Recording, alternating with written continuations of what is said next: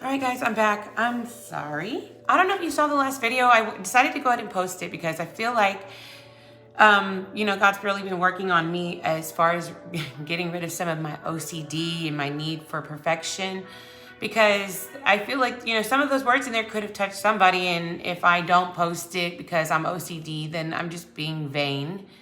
And it was obviously a word for someone because I don't know if you could tell, but like somewhere like up my energy was high, then boop, it was like a drop, and I was kind of like, just my face and everything slowed down. So anywho, I kind of felt like it was super weird. I took a minute. I went and munched, had a little snack, just like tried to feel better. And I was like, you know what, I'm gonna come back and I'm gonna finish it. I thought about deleting it and starting the whole thing new, but why not just explain it to you guys and just pick it up from where you left off? Because I thought it was weird. I mean, it was kind of creepy in a way. But anyway, I digress. So the thing I was talking about though was the self-love and how, there was that little basket that she had. She's like, sprinkling her little ingredients there, like you have what you need. It was very magician energy, like you're sitting there conjuring up your plan for the future. You're taking the time to go within and meditate or pray, and you're in your room, isolated, just kind of like reflecting on things. And, maybe the things that were, I don't know, in the picture, there was this thing of her like having a sheet down, and it kind of looked like she probably had some stuff hiding behind there. So anyway, I had a lot to say about all of that, about getting to know people, get to know what's underneath their bed. It's like a metaphor. Get to know them, get to know what they're hiding. Get to know what they like to, put up where people can't see. Not the stuff that they wear, the mask that they wear when they go out in the world, or what they show you when you're first meeting someone. Like, I feel like it's really important. Our society, gold. You don't need someone else to fix you. Again, about the self-love. This has been kind of heavy today. Lavender, surround yourself with love.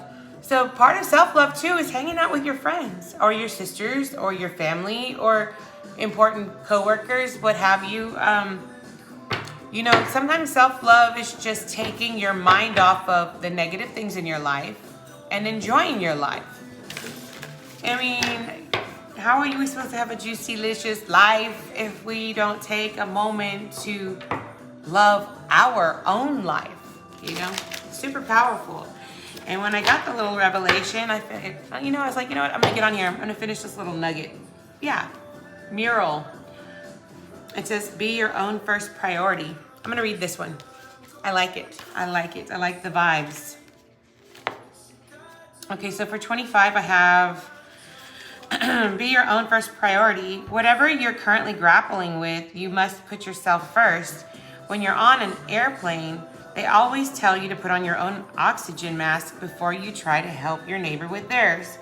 This is to say, if you don't make sure your own energy bar is full, then you'll have no energy to give someone else. Be brave enough to admit when you need to take a step back from the demands of others and work on making sure that you're okay. So, that was the perfect example of like when you have the mask on, they say on the airplane, if the mask should fall down, you want to go ahead and cover yours first and then do your kids. Because if you don't have any oxygen, then you're going to pass out and your kid's not going to get air and neither one of you have air. Game over. So it's really important to make sure that we are taking care of ourselves. So I really like that other one. So I'm going to go ahead and shuffle it. See if we can get that bad boy back up here. But, and this is saying, treat your body like the palace that it is. So self-love isn't just hanging out and chilling and being lazy and eating good food. Self-love is also, respecting your body, treating it like a temple. I mean, I love fast food. I love food. I love all kinds of food. Healthy food, junk food, fast food. It's good. I'm good. Tell me where we're going and I'm going to pick something, But, there's also the getting healthier, getting fresh air, putting your feet in some sand, listening to the sounds of real ocean water, just getting out and experiencing, life firsthand. So, yeah, take yourself out on a date. And that one came up. you know, you don't need someone else to fix you. So that, you know, again, that self-love before was definitely what I was feeling from the vibe of everything. And I think I definitely just need to kind of share that with you guys. I have been really soaking it up. I have recognized that I've overextended myself in a lot of areas with my family.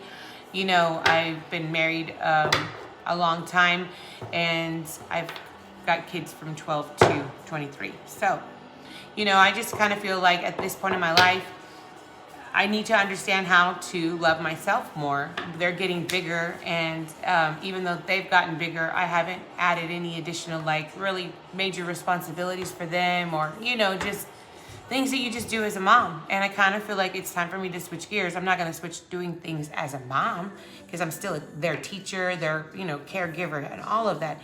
But what I'm saying is, I think at this point, this stage, I need to be teaching them more about independence, because that is self-care. I mean, if you're not taking care of your own bedroom hygiene, cooking for yourself, or even learning how to wash your own clothes or whatever, we don't live forever. We're not guaranteed every day. So, you know, it's been heavier on my heart to delegate more and to come into a point in my life where I recognize that I'm transitioning, I'm evolving. They're not only growing up, I'm growing up. And with them growing up, I need to recognize that I need to allow them to take the driver's seat and being responsible for what their own needs are. I think that it's been one of those things where, you know, I love my kids. I want to spoil them. I do spoil them. And in some ways, I pay them no mind, because, you know, there's certain things that I feel like are our bonding things, and they're the things that I want them to do on their own, because it's maddening. But, you know, before you know it, they won't be here. And I really need to know that when my kids leave this house, that they're going to be able to maintain on their own. And my boys are good. They're older. They already take care of themselves. They work, all of that. So it's not, you know, I don't have any concerns there. It's my daughters that are like, you know, it's definitely time for me to focus in and like fine tune a whole lot with them. So anyway, getting back to the self-love, taking care of myself, showing my girls how to take care of themselves, you know, expressing to my friends, you know, what I was doing before wasn't self-love. Let me show you what self-love is. I'm getting a little repetitive with the self-love. I get that, sorry. But you get the point though. I'm really trying to drive it in on myself and on those people that are closest to me. And, you know, obviously, once you start vibrating higher, you know, you're automatically going to be drawing people in, and people are going to want to know what your secret is. And it's going to be like self-love. And really, I feel like that has been so incredible for me.